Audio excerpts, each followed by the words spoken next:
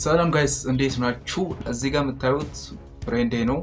ተመሳሳይ ዲፓርትመንት ተመሳሳይ ዶርሜት ነን። ኢቭን ቲክቶክ አካውንት ራሱ ከዚህ በፊት አልነበረውም። ጀስት አሁን ነው ገና የከፈተውና መስራት ፈልጋለሁ ምንድን ነው የሚያስፈልገኝ እና በዛ ዙሪያ ያሉ የተለያዩ ጥያቄዎችን ሊጠይቀኝ ሲፈልግ እንግዲህ እናንተም ብዙዎቻችሁ ኮመንት ቻሌንጅ አላችሁ። ስምን ታስታውቃለህ? እንግዲህ መጠየቅ የምትፈልገው እሺ ስሜ ምግባር ይባላል። ጥያቄ ማለት ነው ወደ ሚዲያው እንዴት እቀላቀላለሁ?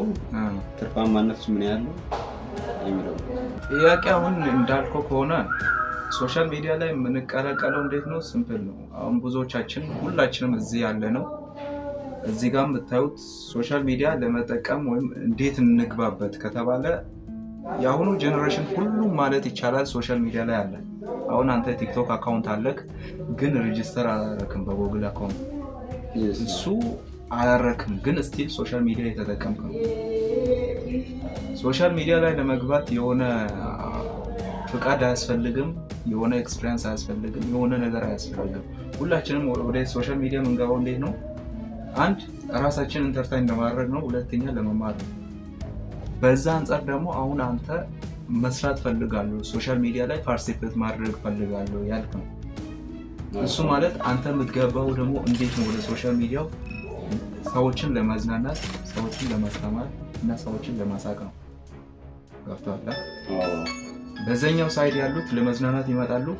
በዚህኛው ሳይድ አንተ የምትገባው እንዴት ነው ሰዎችን ለማዝናናት እና ለማስተማር ነው። ትርፋማነቱ እንዳንተ ስራ ነው የሚወሰነው። እንዴት መውጣት እችላለሁ የሚለው እንዳንተ ሀስል ነው የሚወሰነው። ጠንክረህ የምትሰራ ከሆነ የምሰራው ነገር በጣም ተማሪዎችን ኢንተርቴይን የሚያደርግ ከሆነ የሚያዩትን ሰዎች በጣም ኢንተርቴይን የሚያስተምር ከሆነ ምናምን ትርፋማነቱ በዛ ልክ ይወሰናል። ሌላ መጠየቅ የሚፈልገው ጥያቄ ማለት ነው ሶሻል ሚዲያ ያው ሁሉም ሰው ተጠቃሚ ነው፣ ግን መጠቀምና ተጠቃሚነት ይለያያል።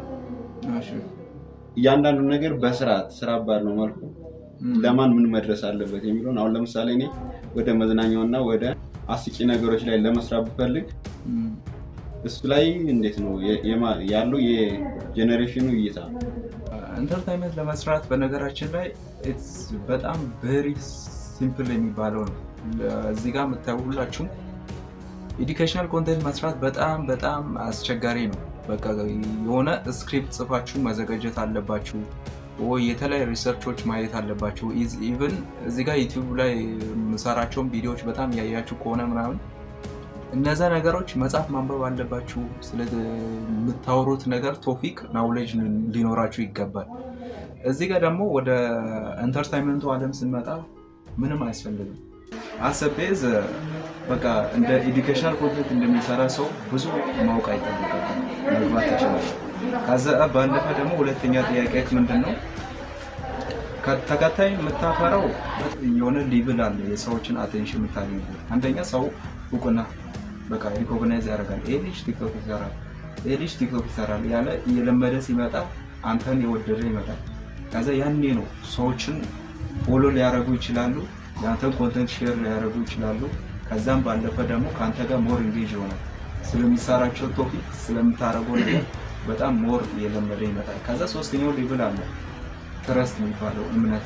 እሱ ማግኘቱ በጣም ሃርድ ነው። ብዙ አመት ልትለፋበት ትችላለህ። ግን አንድ ትረስታቸውን እምነታቸውን ካገኘክ ስፖንሰርም ብዙ ነገርም ልታገኝ ትችላለህ። ስለዚህ እንደ ጀማሪ ሪኮመንድ ማድረግ ነገር ምንድነው? ጀስት አሁን ሰዎች ሪኮግናይዝ ነው የሚያደርገው። የፈለከውን በሚሊዮን የሚቆጠር ቪዲዮ ራሱ ብታገኝ እውቅና ነው የምታገኝ። የልጅ ኮንተንት ይሰራል አሪፍ የሚባል ምናምን ነው። ከዛ ሁለተኛውን ስቴፕ እዛ ላይ ስታልፍ ምንድነው ይወደዋል። በቃ ያኔ ሼር ያደርጋሉ። በዛ ሞር አውዲየንሶችን ለጓደኞቻቸው ሼር ያደርጋል፣ ለሰውም ሼር ያደርጋል። ያኔ ሞር ቫልዩብል የሆነ ሲመጣ በቀላሉ ፎሎወሮችንም ልታበዛ ትችላለህ፣ ኢንፍሉዌንስንም ልታሳድግ ትችላለህ። ሶ ጋይስ የዛሬ ቪዲዮ አጭር እንደሆነ አውቃለሁ።